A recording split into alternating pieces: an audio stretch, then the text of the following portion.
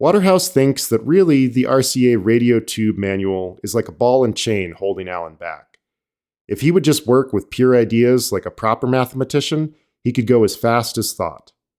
As it happens, Alan has become fascinated by the incarnations of pure ideas in the physical world.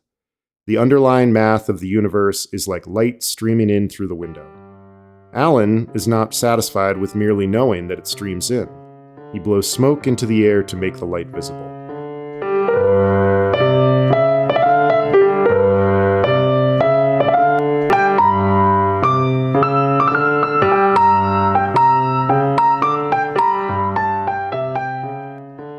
Yeah, I do have a story for launch day. So I was working from the beach at Cape Hatteras, kind of the first full week of my working from the road experiment I've been doing. And it went on the whole pretty well.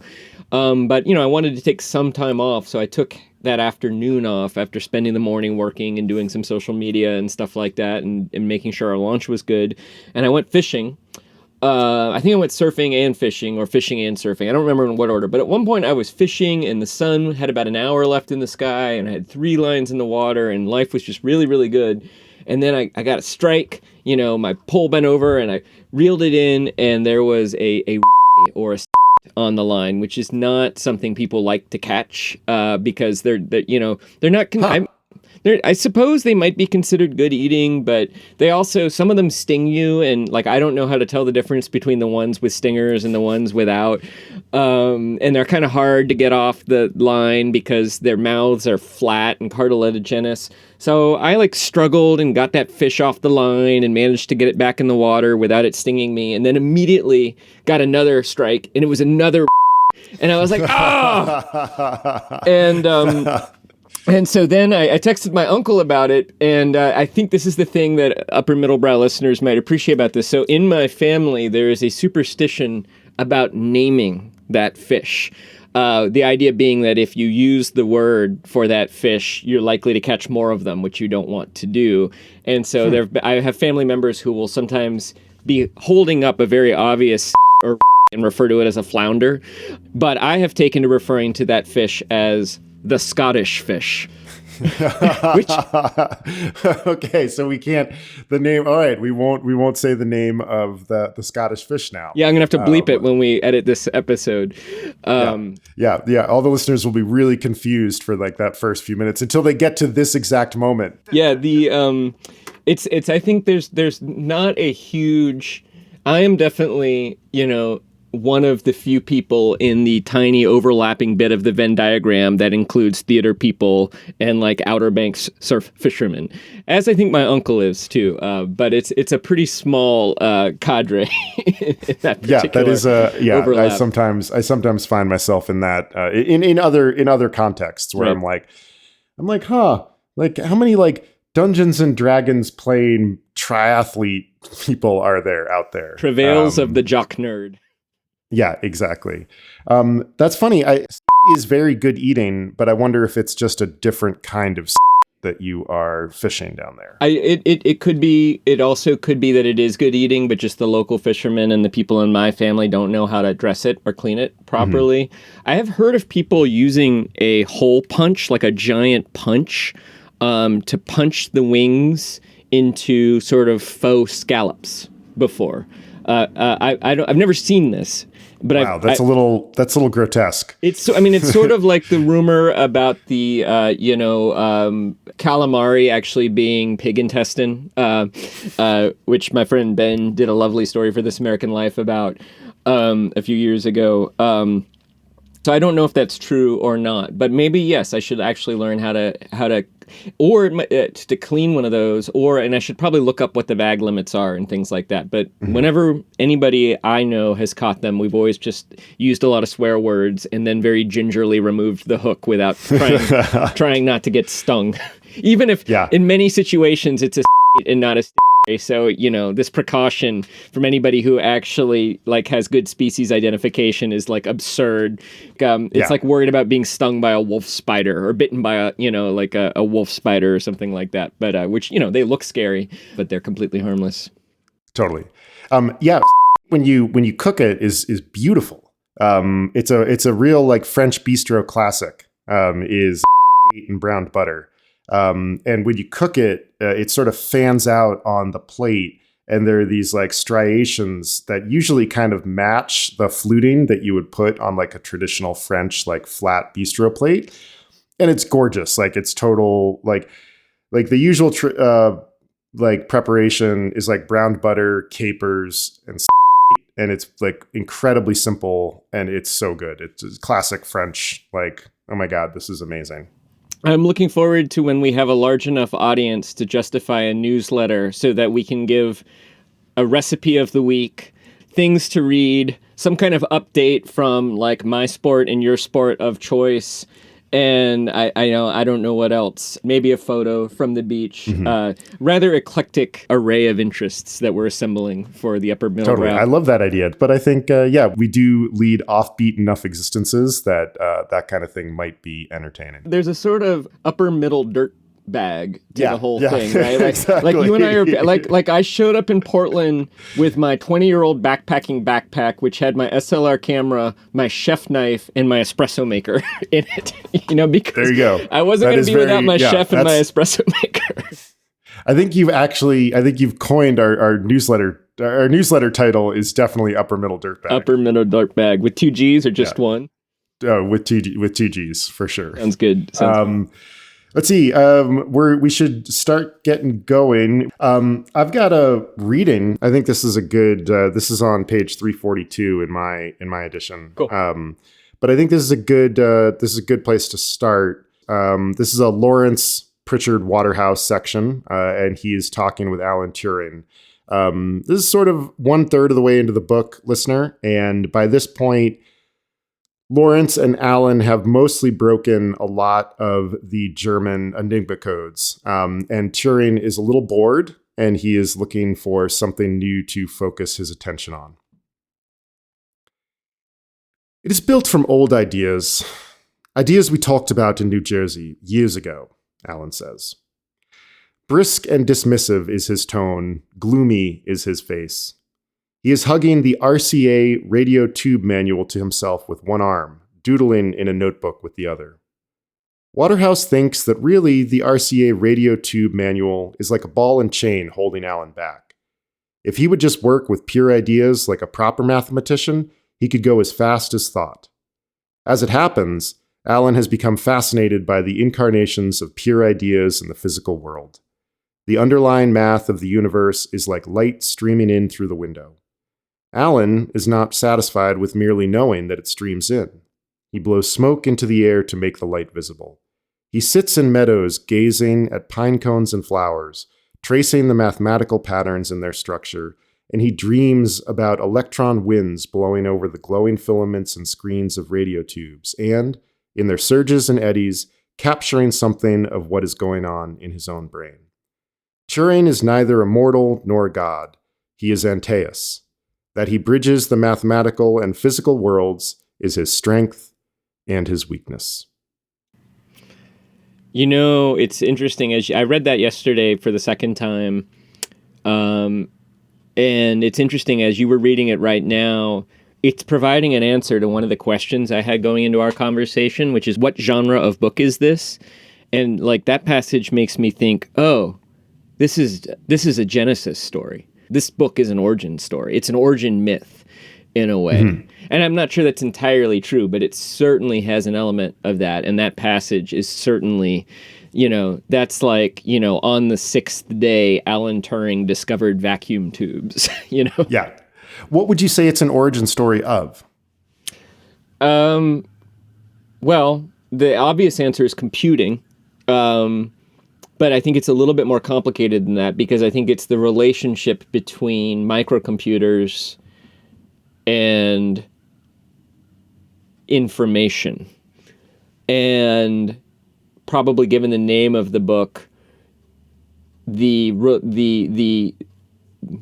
tendency or the desire or the technology around making that information private, which is actually necessary to making a network of computers, a, say, inter-network of computers functional for some of the things we want to use it for, such as, sharing our absolute personal identities with the world in a promotional way, or making relationships, or exchanging currency. I'm riffing right now, but that's what I think it's an origin story of. Yeah, you paused when you said it's a relationship between microcomputing and information. And I think I have an idea of why there was a big pause there. But talk to me a little bit about what you were searching for. Like, what were the concepts you were searching for when you were making that pause? Well, because the simple answer is that it's an origin story of the computer, right? Like the machine I have on my desk right now, you have on your desk right now, and then you have another one probably in your pocket, my parents have one in their house, and then there's also one in the thermostat, and there's one inside my car, that controls the transmission and all of those things, and is getting information from the EGR and the TPS and all of those things. So there's that, but it's more than that, because it's an origin story. I think what I was driving at is that Stephenson is fascinated with how people are going to use that technology. And we're at a moment in history, I think he's identified a moment in history where those needs were starting to become present, and therefore, necessity became the mother of invention at the hands of, Alan Turing and fictional Lawrence Pritchard Waterhouse, and some others. And so it's not simply to say, like, what's the origin of this box that we all have 2 or 3 of, or 10 of, in our homes nowadays. I mean, my audio recorder is a computer. It's not just that. It's also an origin of what we might call the internet, but it's more than just the internet too, because it's also a system of, it's a complex of systems that allow us to transact business and put so much of our community and our economy into zeros and ones, and connect those things together throughout the world in a way that allows humanity to achieve something new and different, and not always good and not always bad, but certainly more powerful and more connected. Mm-hmm. I mean, what do you think? Am I talking nonsense, or are you No, you're doing a really nice job of like putting into words a lot of what the reason why I think I gravitated towards that passage, which is when I read it, I was like, oh, this is kind of one of the nut graphs of the book. Listener, if you're not familiar with the idea of a nut graph, it is a hilarious term from journalism. And like a lot of weird a term that Stephenson would find very hilarious, at least the Stephenson who wrote this particular book. Yeah, exactly. Right up there with ass dick. Yeah. Ass dick and nut graph. Yeah. I mean, all sorts of hilarious little journalistic, like why are we abbreviating subheading with deck, or subtitling with deck? All these just strange arcane lingos, but I really think this passage has this double life that you've done a really nice job of identifying about the sort of physical computer, like this analog device that moved from punch cards and tape into what feels like a magical electronic device, but is actually just a disk with like 1 million transistors on it. But this passage feels liturgical. It feels like a religious passage, which is a lot of the way that we treat information movement these days. Yeah. And I think I really think those are some of the questions that this book is wrestling with. Yeah. What is physical and what is divine? And this passage is a really nice one where, and I just love that section about, electron winds blowing over glowing filaments and screens of radio tubes. It's another one of those Stephenson flights of beauty. Yeah. That I spend a lot of this book being like, can we have more of that and less of the other analog plot stuff, which I think we're going to shift our attention to now. There's also, there's a lot of Abbott and Costello in this book too. Oh my God. Seriously. There's a lot of just like shtick. Yeah. So much shtick. So let's jump into our plot summary, because I think we're actually going to cover some of that shtick here. Yeah. And then I've got some questions for you about it.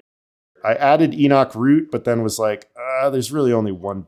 He deserves a few words. Thing. He deserves a few words. I mean, I would say like Enoch Root is the avatar of the set of ideas you just articulated about the liturgical nature of information. And, when we were talking about Snow Crash, we talked about how I posited that Stephenson sees no differences between hackers and wizards, and Enoch Root is another case in point. Totally. Yeah, he's another one of the author inserts, I feel like. Yeah. But let's consider Randy Waterhouse. So Randy Waterhouse is our closest to the present day character. The present day action of this book happens in the late 90s, turn of the millennium. And Randy is in with his company Epiphyte that we talked about last time.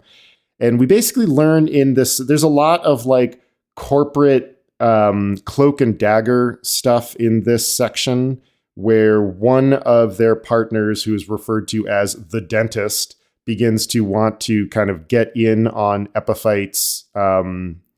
Epiphyte has kind of hit it, clearly offering something that other people want. And their value has skyrocketed. And because of that, the dentist wants more of them. Douglas MacArthur Shafto, who is the grandson of Bobby Shafto. Grandson? Son?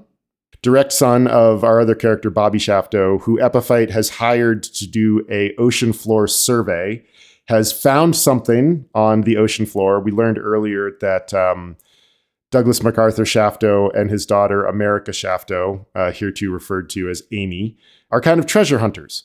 And they have discovered a U-boat on the floor of the South Pacific. They discovered that there's a document inside the U-boat that has the name Waterhouse on it, which is pretty pertinent to Randy.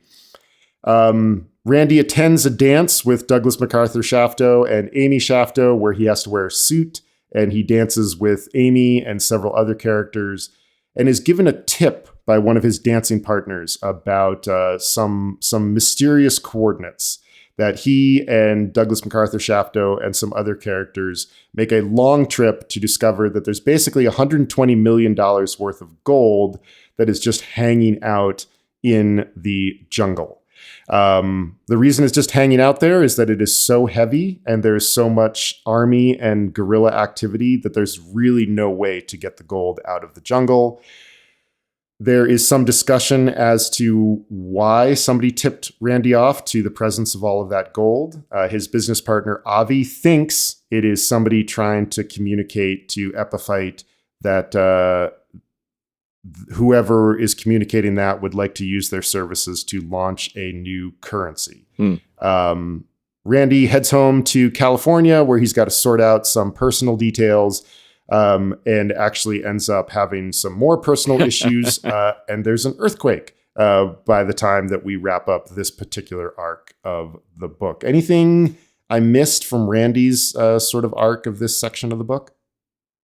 Just that Amy flies also to California, thinking that perhaps Randy is off to have a tryst with his ex. And in a sort of funny, maybe sexist sort of series of events, rents a U-Haul along with two of her Shafto cousins from North Carolina and wrecks Randy's Acura, but then later kind of feels bad about it. So now not only is Randy in California, but so is Amy Shafto and two Shafto cousins, Marcus Aurelius and Robin. It's very funny in we are sometimes using a plot summary helper, and in this particular plot summary, the author of the plot summary refers to those two cousins first as Bo and Duke Shafto. Not Bo and Bo and Luke. Duke, that's exactly. There we go. That's exactly right. Do you want me to do Bobby? Yeah. You take Bobby Shafto. And then we'll sort of stumble through Lawrence together. Bobby Shafto has been sent on a mission. Another one of these moments of sort of racial edgy humor where he and the rest of Detachment 2702, minus Lawrence Waterhouse, who is back in England, but with Enoch Root, this, I'm not sure we talked about him last time or not, but he is a chaplain who is an intriguing German/Australian missionary, part of the Anzac Corps, but he's also part of Detachment 2702, a mysterious, fascinating character, very intellectual. They're on this mission where they are on a steamer impersonating a bunch of black Jamaicans to create an excuse for why the Allies know the location of a milch cow submarine. In the midst of this adventure, kind of creating this excuse, they are sunk. The submarine, captained by a man named Bischoff and his subordinate Beck. Sometimes Beck is in control because Bischoff spends part of the novel in a straitjacket. Bischoff is an extremely talented submarine captain, and we gather that he's a loyal German, but not necessarily all in with the Nazi ideology. He and Beck interrogate Bobby Shafto. Bobby Shafto is also in heroin withdrawal during this time, or morphine withdrawal, I should say. And they learn through a very confusing series of chapters that there was probably a submarine full of gold that their bosses dispatched at some point, and that seems very interesting to both of them. The other thing that happens is the Allies in Bletchley Park are very keen to not let Beck and Bischoff communicate that they have captured Shafto and Root. And so they engage in something called Funkspiel, which is translated as radio games, although I think the direct translation from the German is smelly talk. So they create basically a message that suggests that the commandos have raided this submarine and that it's now being occupied by the Allies, such that now the German Navy and the Allied Navy is trying to locate this submarine and sink it. However, Bischoff and Beck elude them, and 6 months later end up in, I believe, Sweden, where they kind of take a vacation from the war in this neutral country. And Bobby takes up with this Finnish father and daughter, and he works for the father and engages in sexual activity with the daughter from time to time, and gets to know some other sort of refugees from the war. He becomes good friends with Bischoff, and I'm trying to remember if there's... and eventually Rudolf von Hackenhaber shows up, crashes, I believe, and these guys start hatching some kind of conspiracy that is a bit confusing, but involves stealing the gold. The other thing is that, I don't remember the name, the woman, Julieta is Shafto's on and off again lover. Julieta finds out about Bobby's lover in the Philippines, Glory, and gives him a bit of a guilt trip. Shafto responds appropriately to the guilt trip and realizes he needs to get back to the Philippines and take care of Glory, and he might even possibly have a child that he needs to look after, and so he starts he gets over his morphine addiction and decides he needs to find a way to get back to the Philippines and fulfill his, responsibilities to Glory. And it's confusing to me whether this is the same gold as the gold in the U-boat that was, sunk off the Norwegian or the Tagmian coast in an earlier chapter, or if it's different gold. I'm not sure. And there's a thing Stephenson does, which is he often will confuse you by including details, and you don't know, did you just miss something 300 pages ago? And if you had paid more attention, you would have known it. Or has he not told you yet? And sometimes the answer is A, and sometimes the answer is B, which is a bit tricky. Yeah, very tricky. Yeah, I had the same questions and problems. Was that the same gold from U-boat 553, which is the U-boat that Bobby saw the gold on when he was getting the safe out? And it is very confusing. And one of my big questions about this arc is going to come out of this. All right, Lawrence Waterhouse, our third main character of the book. Starts off with him heading back to Bletchley Park after his time at Tagum, which, reader, is spelled in the book just completely hilariously. It's spelled QWGHLM. And I think you did some research about whether or not this is jokes about Welsh or if this is actually some real thing. Yeah, I believe that the relationship between Tagum and the British Empire is similar to Guernsey and Jersey. I also think that the joke of the spelling of everything, the romanization of Tagmian, is a bit of a joke on the Irish language and how the Irish tend to assert that their language is not closely related to English or Scottish or other Celtic languages, but it's its own thing. I suspect there's a little bit of poking fun at the number of consonants used in Welsh and also, I believe, the Cornish language. So it's basically an ethnic joke aimed at the Irish, the Guernseyans, the Jerseyans, the Welsh and the Cornish, and probably the Scottish for good measure. Although there's also the Tagmians also like to take a lot of digs at Scottish wool. It reminds me of the fake national anthem of Kazakhstan in Borat, which includes the line, where a dig on, I think, Uzbekistan's potassium. Inferior potassium.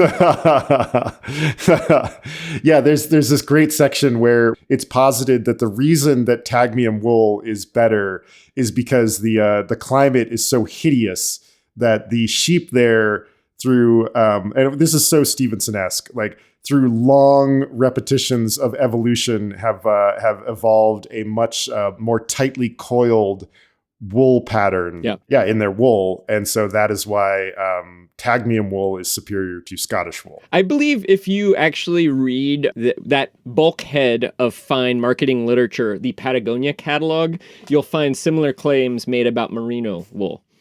And I don't know if that was the case when Stephenson was writing this or not, although pretty close to it, because I remember going to the Patagonia store in Freeport, Maine in around 2000 or 2001 and hearing a lot of claims about the non-itchiness of merino wool.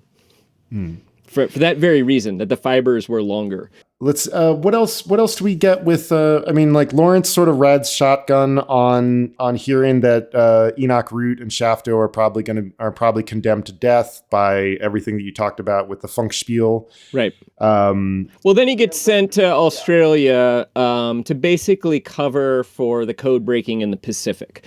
The work that he's actually doing there is a little bit unclear, but he falls in with a contingent of Tagmians and falls in love with Mary. Do you want to try saying her last name in the Tagmian pronunciation? Oh, my God. Well, I mean, it's something hilarious where, like, in English, it ends up as Smith.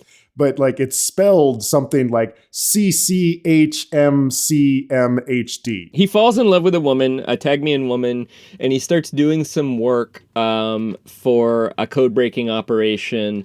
There, he also repairs the organ in a Tagmian church in a really wonderful series of paragraphs where he starts kind of doing some improvisational music on the organ, and at that moment has a flight of insight about how to store computer memory, essentially.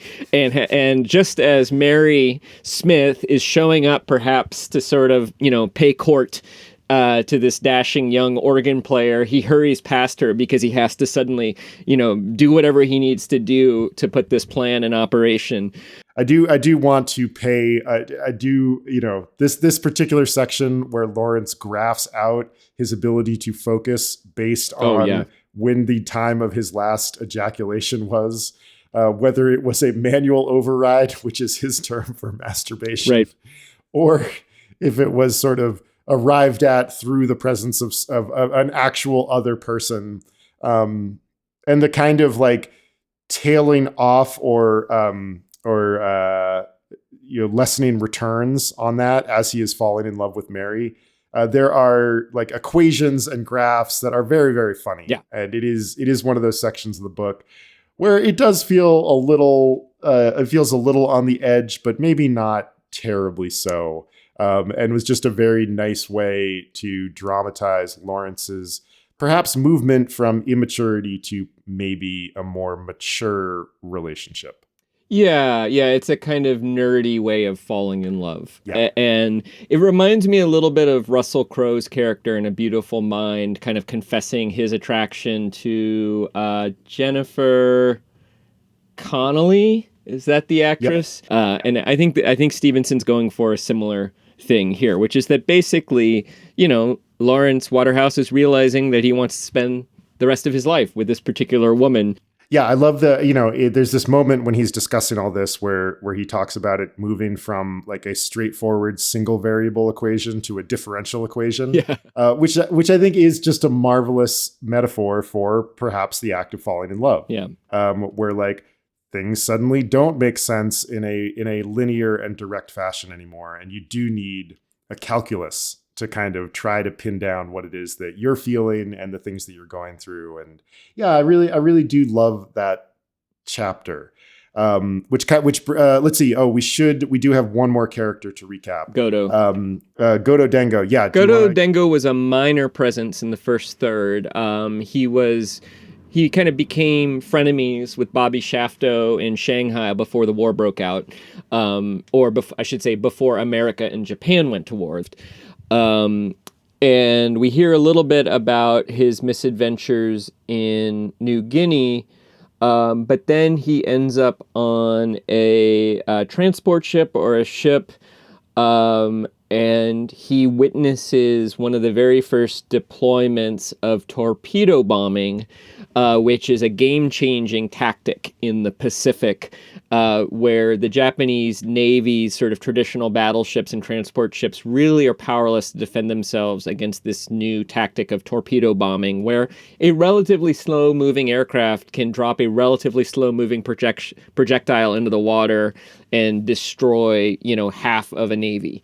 And Godo survives a horrific attack, one of probably my favorite action sequences in the entire book, ends up in the water, swims through oil and fuel, is burned but not fatally, survives strafings, survives shark attacks, and along with 3 other survivors of what must have been tens of thousands of Japanese soldiers, washes up in New Guinea, where after a series of misadventures with some local indigenous people and some hostile fauna, is the only survivor, finds his way to another contingent of Japanese, eventually is recalled to Tokyo, where he is then assigned to start working on a mining project in Kinakuta, in the same place that the Epiphyte 2 is working on building their data haven facility as well, adjacent to the Philippines, more or less in the Philippines, but a fictional independent polity.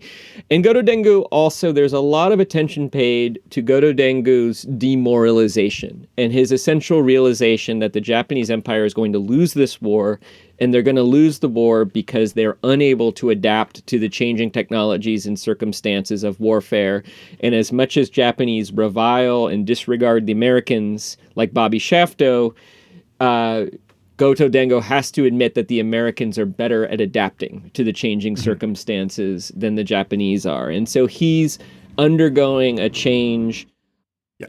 And I think, we also get to kind of ride along with him as he becomes really disenchanted with the aims of the Japanese government. Right. He's basically assigned towards the end of the section to pretty much dig the vaults for where the Japanese Empire is going to try to store their wealth, right, as a way of protecting it as they realize that they're probably going to lose this war.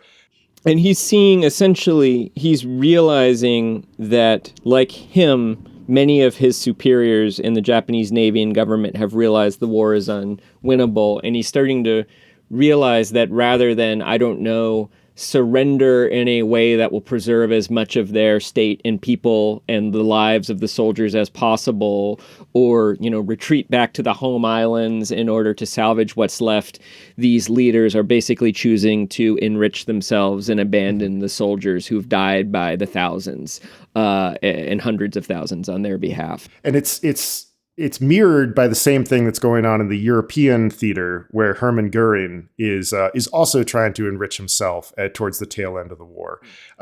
Which brings me to my big question, Jesse, about the plot arc of this particular third of the book. Yeah.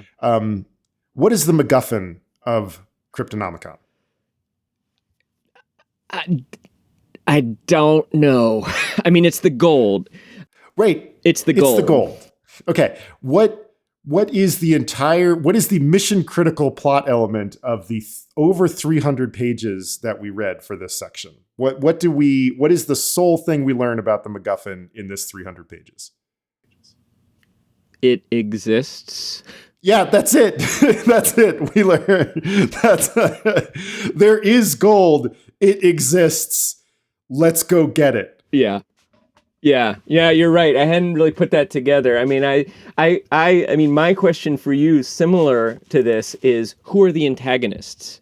Because in making a study, and especially in the last few years of my career, as I've tried to get better at storytelling, and I've been making more of a study of fiction, I've learned that for a novel or a story to be good, you need protagonists and then you need forces of opposition. And it really helps if those forces of opposition are embodied in characters we call antagonists. Are there any antagonists in this novel? Well, that does bring me to one thing that you have said about Stephenson in some of our early episodes, that like a big chunk of any Stephenson book is setting the pieces on the chessboard. And then for the other chunk of the book is just watching them fight. Yeah. And I think we are still in board setup around page 600. And I think that we have some hints about the antagonists. Like the dentist is kind of like, okay, we're probably going to have to do some work against the dentist because he wants a piece of Epiphyte Corp. But I don't have a clear answer for you about like who is the real antagonist that the main characters are working against in order to derive entertaining and plausible plot. Yeah. There's a part of me that suspects this entire novel is just an excuse to tell a lot of fun stories about World War II and cryptography and the invention of computers. And certainly that is one of the purposes of this novel. Whether it's actually a good story or not, I feel like it's too early for me to tell. 2/3 of the way through. And it is. You've acknowledged that the MacGuffin is the gold. The purpose of our protagonists that unite them is go get the gold. That's not all that important in the grand scheme of things. I mean, I like them, I like Goto Dengo, so I would be very happy for Goto Dengo to retire rich and comfortably. He sure went through a lot, I kind of like Randy and Avi, okay. I like Lawrence, all right. I like Bobby, I'm happy for them to get some gold, but there is this point in this book too, and early in this passage where Randy and Epiphyte are learning that their business venture, which is building some kind of data haven, that the people most interested in it right now are very unsavory. They are criminals. They are like the leaders of the People's Republic Army of China. They are bagmen for the Marcoses. They are unsavory sorts of people. And Avi does a kind of pep talk to Randy that's like, no, this is important. What we're doing is important. First of all, it's like Fresno. It starts out as the Wild West, but then it turns in the Utopia of Fresno, which I find to be a little bit of a weak argument. It's sort of The Man Who Shot Liberty Valance and Shane. The Wild West had to be wild for a while, and then it was tamed and became a place for, white people to live and raise families. It's a weak argument. And then his other argument is, no, we need a place to secretly store the handbook we're going to create, which will keep people from ever being genocided. It's a handbook of guerrilla tactics. And it's like, well, why does that need to be secret? Avi's obsessed with genocide. He's obsessed with the Holocaust. If you really think the solution to that is create a manual of guerrilla tactics, which I think is a questionable solution, could you not just simply print 1 million copies of it and put it at every single public library, or do it why does it have to be in a secret crypt? Yeah. So I guess what I'm saying is I see a problem of stakes in this novel thus far when it comes to the big plot. I do like the characters. I am incredibly entertained by the setting and the set pieces. I enjoy the writing. But at the moment, I don't necessarily care what's going to happen. I mean, are you with me here? Like, do you find yourself caring about the outcome Yeah, of this novel? totally. I'm in the same boat. I've put in this little note here, the parable of the two dungeon masters, which I'm going to take us on a little digression to kind of unpack what I think is happening here. But you're right. I don't really care about what is going. I would like for the principals to kind of have things work out for them, but I am also mostly here for the digressions. Yeah. And so this parable I want to take you on. Okay. So when you return or when you start playing Dungeons and Dragons or any role playing return would be I played a fair amount as a teenager. Got it. So you may have in fact experienced this. I don't know if you were the dungeon master in your teenage years, Rarely, or if you were occasionally, a player. but rarely, usually a player. So maybe you experienced this. I was the dungeon master in my teenage years, and continue to gravitate to that role as I'm playing it again as an adult. There are two critical errors that one can make as a dungeon master, and the first is I'm going to tell a great story, where you introduce antagonist after antagonist and plot thread and MacGuffin.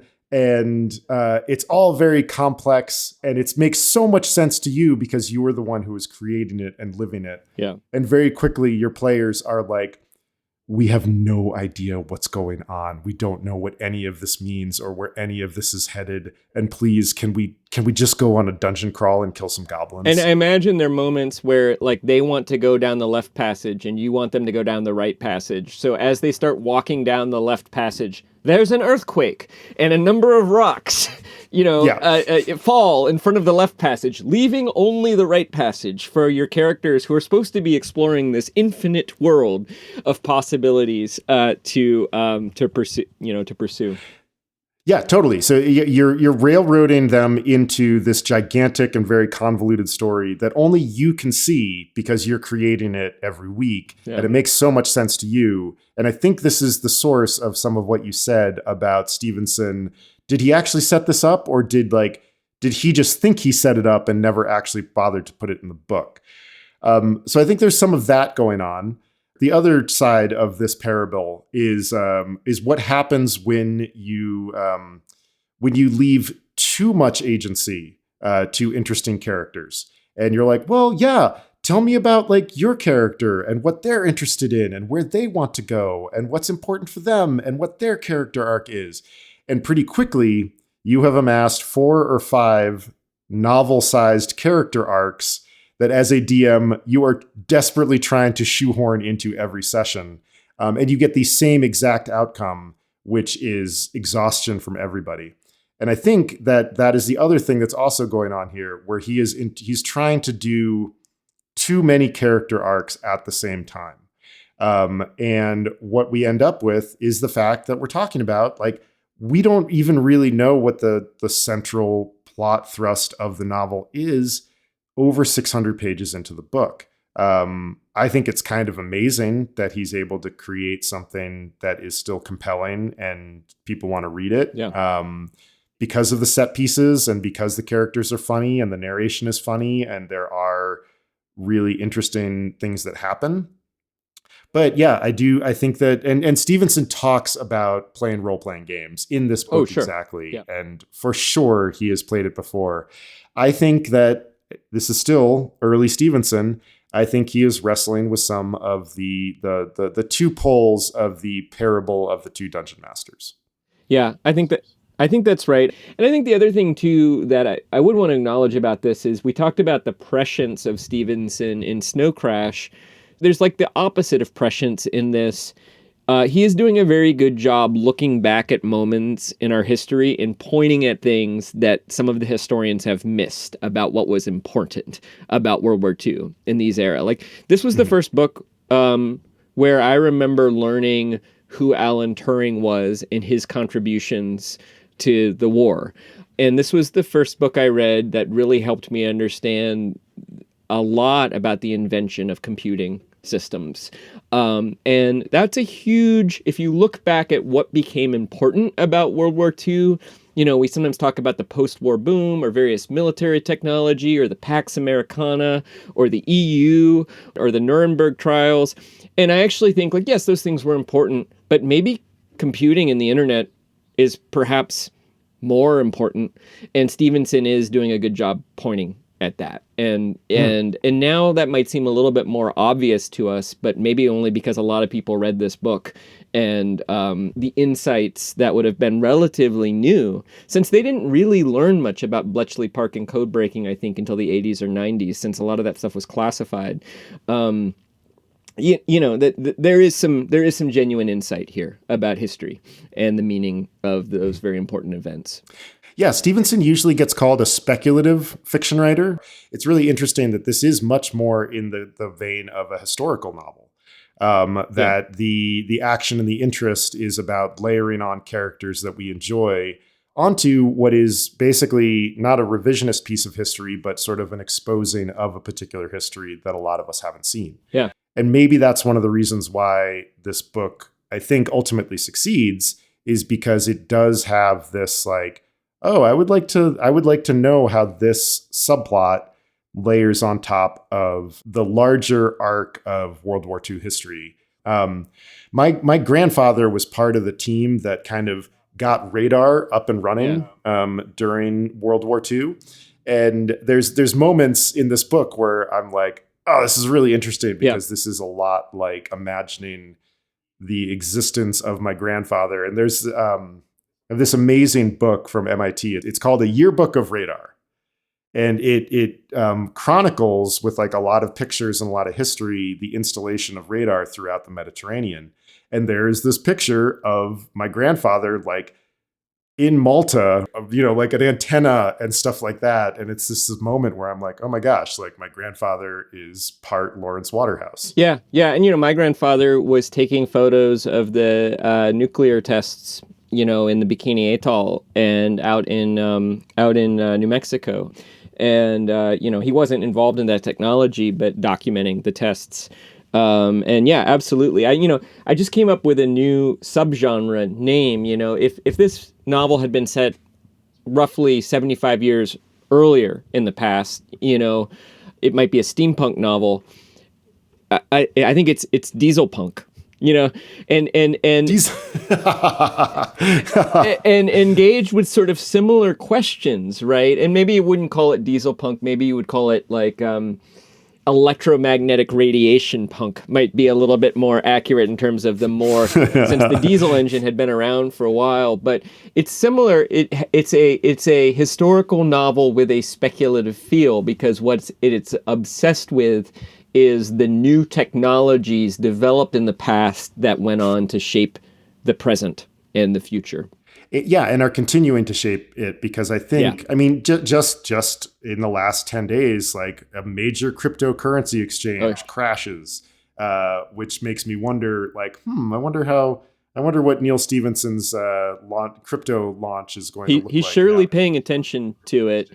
And the owners and the equity partners of that company are behaving very similar to the Japanese and German, leaders who are secreting their gold away on some tropical, undisclosed location. It's happening. And that's I do think that's one of the interesting things about this book is drawing out that movement of information from the physical and the analog to the divine. That section that I wanted to read, I don't know if I've got it dog-eared, but when Waterhouse is in Santa Monica, he goes for a walk on the beach and he is walking through the surf and he wishes that he were a sensitive enough instrument, because he knows that the Japanese submarines and the ships somewhere in the very distant Pacific are changing the way that the ocean is moving. And that if only he were sensitive enough, his toes could pick up separate the meaning from the noise, which I just think is a marvelous metaphor for everything we do as writers and as people. And I mean, maybe, I don't know if you have a reading from this, but that brings us to Van Eck freaking in the freaking chapter. which is the idea that, a computer is issuing forth electromagnetic radiation, and if you understand enough about how that particular computer operates and you have the right sensing equipment, you can actually detect, no matter how well encrypted, the actual appearance of what the electron scanner is throwing up on the screen, on the display. You had an observation. Do you want to talk about that a little bit, or do you have a reading from it? What did you think of the Van Eck freaking chapter? I found it interesting in terms of, I really enjoyed the yarn. I really enjoyed the thing. So basically, they are spying on their friend to try to settle a bet. There's a bet among the board of Epiphyte Corp that one of the members can or cannot use Van Eck freaking to read someone else's laptop through the wall of a hotel. Through the help of a Scandinavian software engineer who has been grievously wounded in his past by an exploding cathode ray tube, I believe. Put there by the Digibomber. That's right, the Digibomber, of course. They are successful at spying on their board member compatriot and reading the contents of his laptop, which is a long digression about his and his wife's sexual kinks, basically. That he has a sexual kink about black stockings, and she has a sexual kink about very expensive, very old New England furniture, which has a sort of hilarious name. The name is Gomer Bulstrode, which will be familiar to anybody who's read the Baroque cycle, because if I remember correctly, Gomer Bulstrode, the human being, is a character in that epic series of books. But did I like it? Yeah. Yeah, I enjoyed it. This is kind of my question about digressions: is how much is too much? At what point is and in the audiobook of Cryptonomicon, there are some very funny sections where Rudy Hackelhaber talks about wanking. I think you are just wanking. And I wonder if sometimes Neal Stephenson is just wanking with these chapters. Like a lot of Stephenson digression chapters, I can't help myself. I enjoy the getting pulled along by it. I wonder if it's really necessary to the actual book, and I am getting a little tired by the number of pages. So I enjoyed this funhouse ride, but as I was on it, I was like, I really hope there aren't too many more of these. Yeah. I think I agree with all that. And I'm going to bring up one more thing, but I do have a little reading I wanted to do. This is Godo Dengo on the deck of the ship, seeing the torpedo bombers attack. And so it's on page 322 in my edition. And then I have an observation. So he's seen these airplanes drop a bomb into the water, and all the Japanese soldiers are like, ha ha ha, the Americans are so terrible at bombing. They just dropped the bomb like a quarter mile away from us, and they're completely unconcerned. But Godo has a premonition. Godo Dengo, for some reason, watches the bomb instead of the airplane. It does not tumble from the plane's belly, but traces a smooth, flat parabola above the waves, like an aerial torpedo. He catches his breath for a moment, afraid that it will never drop into the ocean, that it will skim across the water until it hits the destroyer that stands directly in its path. But once again, the fortunes of war smile upon the Emperor's forces. The bomb loses its struggle with gravity and splashes into the water. Godo Dengo looks away. Then he looks back again, chasing a phantom that haunts the edge of his vision. The wings of foam that were thrown up by the bomb are still collapsing into the water, but beyond them, a black mote is speeding away. Perhaps it was a second bomb dropped by the same airplane. This time Godo Dengo watches it carefully. It seems to be rising rather than falling. A mirage, perhaps. No, he's wrong. It's losing altitude slowly now, and it plows into the water, throws up another pair of wings, all right. And then the bomb rises out of the water again. Godo Dengo, a student of engineering, implores the laws of physics to take hold of this thing and make it fall and sink, which is what big, dumb pieces of metal are supposed to do. Eventually it does fall again, but then it rises up again. It is skipping across the water like the flat rocks that the boys of Kula used to throw across the fish pond near the village. Godo Dengo watches it skip several more times, utterly fascinated. Once again, the fortunes of war have provided a bizarre spectacle, seemingly for no other reason than to entertain him. He savors it, as if it were a cigarette discovered in the bottom of a pocket. Skip, skip, skip. Right into the flank of one of the escorting destroyers. A gun turret flies straight up into the air, tumbling over and over. Just as it slows to its apogee, it is completely enveloped in a geyser of flame, spurting out of the ship's engine room. I have an observation I want to make about this scene, but any reaction to that before I dive into that? A lot of the time, I think Stephenson is at his best when he is describing these granular moments of trying to make sense of the world. That moment where he talks about like a visual phantom that kind of draws your attention back. I mean, that's the way that perception works, is that our eyes and our brains are constantly sorting the world into expected and unexpected. It's like the first line, it's like a cat's whiskers for a human, is that sort of visual, like, oh, something's different. I need to pay more attention to it. I think everybody has had that experience of looking at something, expecting something, beginning to look away, and then there's a visual difference that pulls your attention back.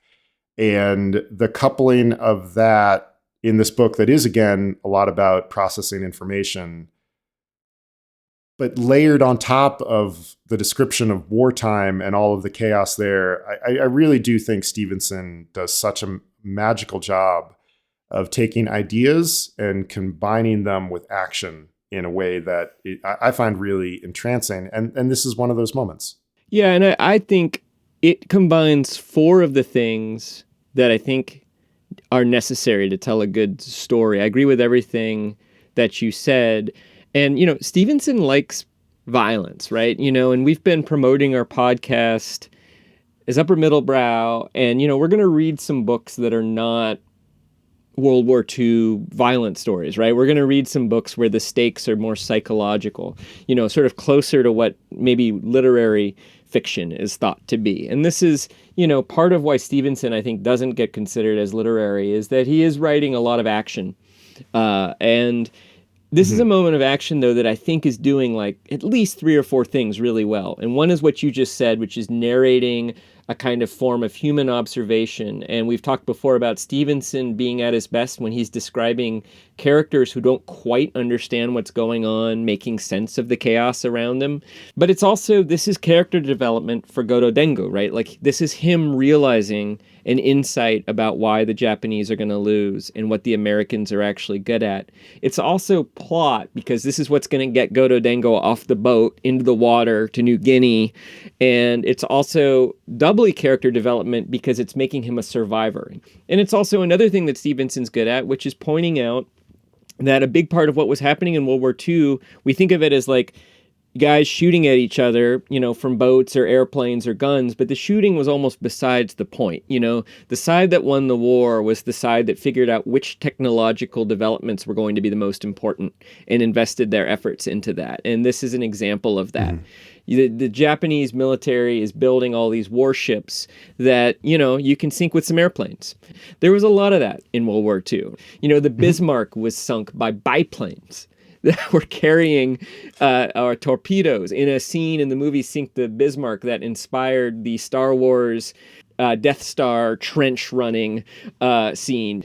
So I think that's great, but I want to contrast it with another moment where a bunch of sailors are sunk and lost in this book, which comes later when Beck, the naval officer, shows up and discovers that a submarine is rescuing what he thinks is a Trinidadian steamer, but is actually a bunch of white Americans and allies in blackface.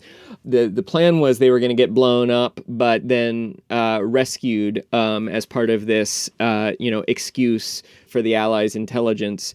And it's just played for comedy, Beck shows up, and I think the line in the book is something like, "That was a bit surprising to him, but, not a surprise that he couldn't handle with a single well-placed torpedo." And then, 300 men are sent to the bottom. Stephenson, the dungeon master, just chooses to kill 300 NPCs, kind of for the butt of a joke, and also as a plot device to get Yep. Root and Bobby Shafto onto that submarine. And I have to say, in my opinion, I'm curious what you think, when Godo Dengo survives this attack and ends up in New Guinea and eventually, in the mine, lots of people are killed. Stevenson's using his godlike power as a novelist to kill many NPCs or, non-protagonist characters. I don't mind it so much in the first example I gave you because it's doing a lot of things well, but it actually really bothers me in the second example because a lot of people really did die being torpedoed, and he just kind of plays it for a cheap joke and as a kind of clumsy plot device. And I don't know, I'm curious what you think about that too, but I have to say that second example, I find it to be sloppy novel writing and kind of disappointing. Yeah, I find a big chunk of the U-boat section to be sloppy, mostly because there's a lot of particulars. Like we learn a lot about like, well, we can't go through the North Sea because this, and going up the English Channel is going to be suicide because of that. And so there's a lot of details spent in that kind of very board game-ish attention, which I don't think is important. Like Yeah. I would much prefer a like real, like the first example of Godo Dengo sort of discovering something about himself and about his side of the war. That's a real moment for a character. And the other one, a lot of it I just don't kind of understand because I think that Stephenson didn't take enough time. He sort of rushed it. And because he's like, I gotta get Root and Shafto on board this U-boat. When Beck picks up Root and Shafto, for some reason, maybe just because Root speaks fluent German, they're like friends right off the bat. It's like a Keystone Cops moment. Yeah. Like it feels odd and it feels rushed and it feels kind of lazy. And it does feel like that moment that you were talking about earlier where like, oh, the left-hand tunnel collapses. Yeah. And like, let's like lampshade it and hand wave it and get these guys on the submarine. And who cares about all of those dead Royal Navy sailors? Yeah. I feel like the thing that we're both going to be paying attention to next time is, does the plot achieve stakes in the final third? Do we start caring about what's going to happen? Yeah. Let's go to trivia. Do you want to go first or do you want me to go first? Sure. I'm happy to go first. So, we talked about the Phreaking chapter, Phreaking. The Phreaking chapter contains the literary device of a story within a story. And there's actually a kind of funny moment at the end of it where one of the engineers says, do you think that was Tom Howard or was that a character he invented?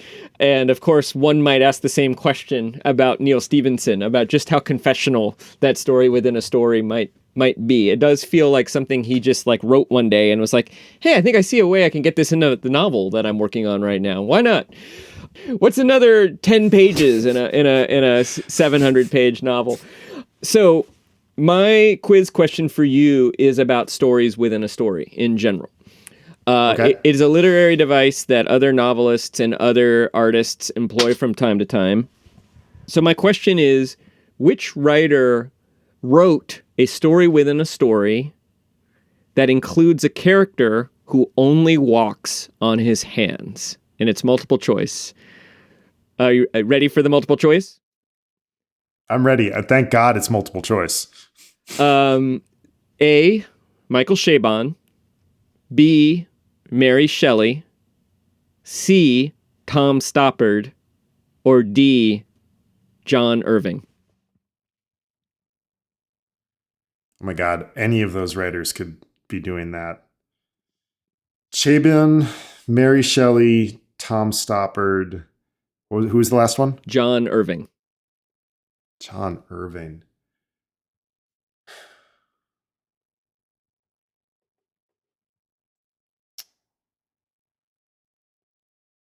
Irving does do a lot of story within a story, and he really is interested in this kind of like slightly off the beaten path kind of thing. And I do know there is a very important story within a story for John Irving, I believe in The World According to Garp, about a bear that was one of Irving's first submissions, and it was rejected someplace. And apparently the literary journal that rejected his short story about the bear has that story now hanging on a wall as a reminder to not miss this the next time. And the bear is sort of in a kind of circus context. So I am going to go with John Irving. I've done a lot of justifying my choice as a way to sound like I know what I'm talking about. I don't know if that's correct, but that's what I'm going to go with. Excellent reasoning. You're exactly right in all details, because it is John Irving. It is the Pension Grill Parser, which is the story within a story. That's what it's called. Oh, I was like, there's something German about it. And you're exactly right in even figuring out that there was a kind of circus context, which is where the man who only walks on his hands appeared. And I don't really remember that story other than it's the memoir of a middle-aged guy remembering being a kid and his family reviewed hotels and pensions for a living. And that was how they got free vacations. And there's a scene where the man who walks only on his hands, the main character as a kid senses that he's standing outside the door because he can see his fingers underneath the door crack at one point. And I just remember that visual image. So excellent job. You win. Thank you. Thanks. I've been on a losing string with these trivia questions. Turned it around. So that's good. I'm glad I got there. So my question, you probably might have been able to pick up on this. I'm definitely interested in the fact that Stephenson is trying to launch his own blockchain, which it's actually not a currency. It, as far as I can tell, is a way for creatives to maintain ownership of their creations in a rapidly changing intellectual property landscape. Right. I'm not a big fan of NFTs just because I think it is a bit of a shell game coupled with a huge energy expenditure. But I do understand that there are going to be concepts of copyright law and intellectual property that are only going to get more snarled. And some sort of distributed ledger is probably a good idea. I just think the way we're going about it's not a great idea. But his blockchain is called Lamina 1 or Lamina Prime. I wasn't able to figure out which of those it is. It kind of appears in different formats across the internet. The one that it seems to be its own marketing appears to be Lamina Prime.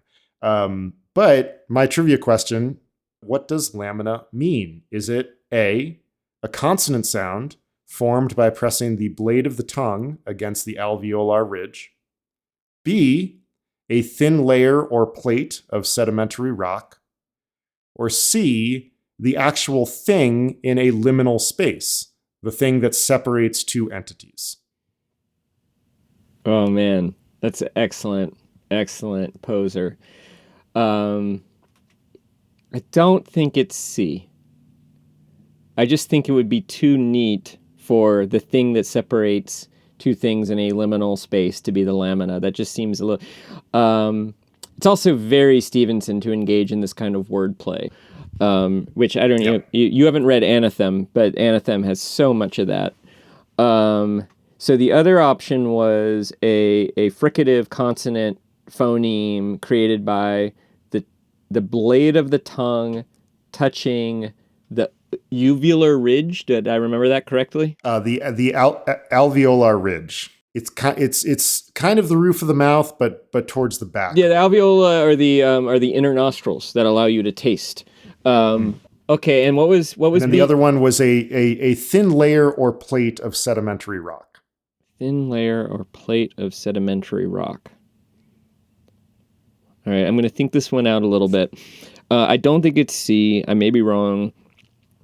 Stephenson is interested in geology, that's for sure, but he's interested in so many different things, including linguistics, that both A and B are sort of plausible in that context.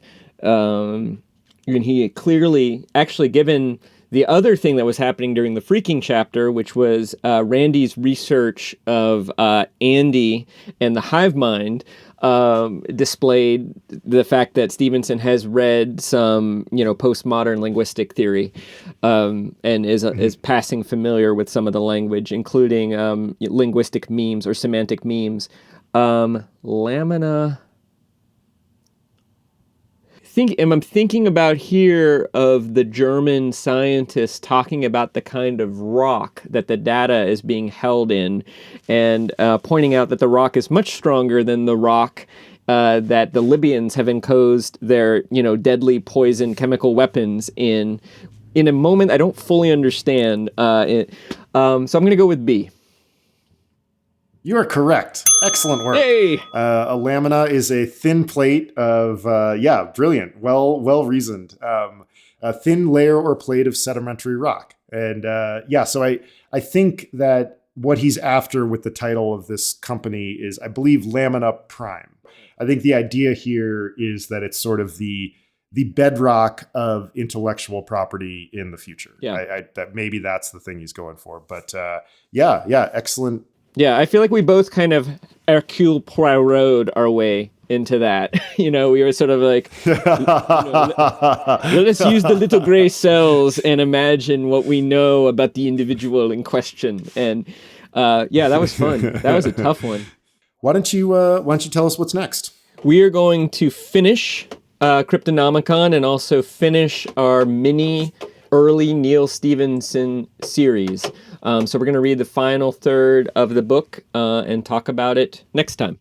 Awesome. Well, listeners, thank you so much for spending some more time with us as we consider Neal Stephenson and his early works and continue to explore the world of Upper Middlebrow. Please rate and review us wherever you get your podcasts. At the moment, we are live on Apple Podcasts, Spotify, and Stitcher. You can find us at uppermiddlebrow.com. Upper Middlebrow is a Small Point production. Chris Bagg and Jesse Dukes producers. Music from Ben Pajak and Jesse Dukes. Woo! You can learn more about us at uppermiddlebrow.com. See you next time, y'all.